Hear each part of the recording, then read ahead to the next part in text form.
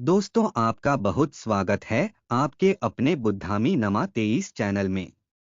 तो आज हम बहुत ही ज्ञानवर्धक और प्रेरक कहानी के साथ हाजिर हुए हैं। आप इस कहानी को पूरा जरूर सुनना, कुछ न कुछ ज्ञान आपको जरूर मिलेगा। महाभारत का भयंकर युद्ध चल रहा था। लड़ते लड़ते अर्जुन रणक्षेत्र से दूर चले गए थे। अर्जुन की अनुपस्थिति में पांडवों को पराजित करने के लिए द्रोणाचार्य ने चक्रव्यूह की रचना की। अर्जुन पुत्र अभिमन्यु चक्रव्यूह भेदने के लिए उसमें घुस गए। उसने कुशलतापूर्वक चक्रव्यूह के 6 चरण भेद लिए, लेकिन 7वें चरण में उसे दुर्योधन, जयद्रथ आदि 7 महारथियों ने घेर लिया और उस पर टूट पड़े। जयद्रथ ने पीछे से निहत्थे अभिमन्यु पर जोरदार प्रहार किया।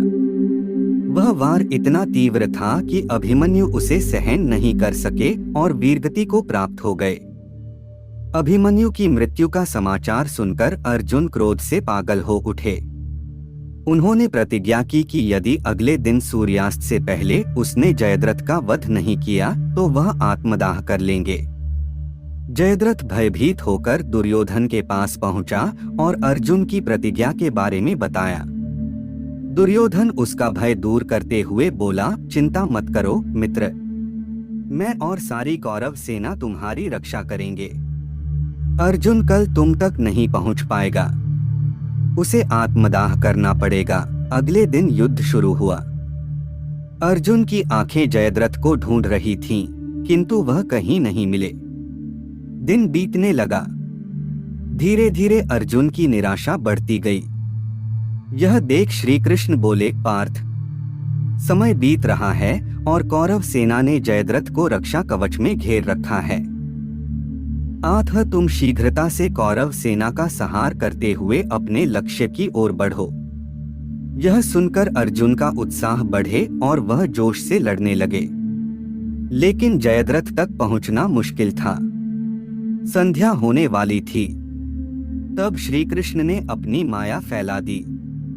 इसके फलस्वरूप सूर्य बादलों में छिप गया और संध्या का भ्रम उत्पन्न हो गया। संध्या हो गई है और अब अर्जुन को प्रतिज्ञावश आत्मदाह करना होगा। यह सोचकर जयद्रथ और दुर्योधन खुशी से उछल पड़े।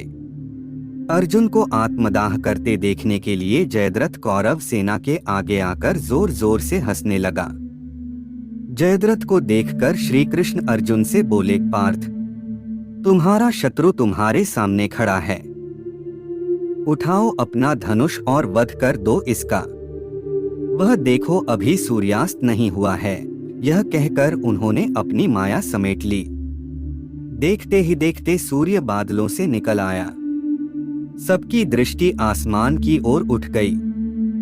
सूर्य अभी भी चमक रहा था। यह देख जयद्रथ और दुर्योधन के पैरों तले जमीन खिसक गई। जयद्रथ भागने को हुआ, लेकिन तब तक अर्जुन ने अपना धनुष उठा लिया था। तभी श्री कृष्ण चेतावनी देते हुए बोले, हे अर्जुन, जयद्रथ के पिता ने इसे वरदान दिया था कि जो इसका मस्तक जमीन पर गिराएगा उसका मस्तक भी 100 टुकड़ों में विभक्त हो जाएगा। इसलिए यदि इसका सिर जमीन पर गिरा तो तुम्हारे सिर के भी 100 टुकड़े हो जाएंगे। हे पार्थ, उत्तर दिशा में यहाँ से 100 योजन की दूरी पर जयद्रथ का पिता तप कर रहा है। तुम इसका मस्तक ऐसे काटो कि वह इसके पिता की गोद में जाकर गिरे। अर्जुन ने श्री कृष्ण की चेतावनी ध्यान से सुनी और अपने लक्ष्य की ओर ध्यान कर बाण छोड़ दिया। उस बाण ने जयद्रथ का सिर धड़ से अलग कर दिया और उसे लेकर सीधा जयद्रथ के पिता की गोद में जाकर गिरा। जयद्रथ का पिता चौंक कर उठा तो उसकी गोद में से सिर जमीन पर गिर गया। सिर के जमीन पर गिरते ही उनके सिर के भी 100 टुकड़े हो गए। इस प्रकार अर्जुन की प्रतिज्ञा पूरी हुई। इस कहानी से हमें यह शिक्षा मिलती है, जैसे श्री कृष्ण ने अर्जुन को सही मार्गदर्शन दिया और उनकी रक्षा की, वैसे ही जीवन में सही मार्गदर्शन और मित्रता का बहुत महत्व बड़ा होता है।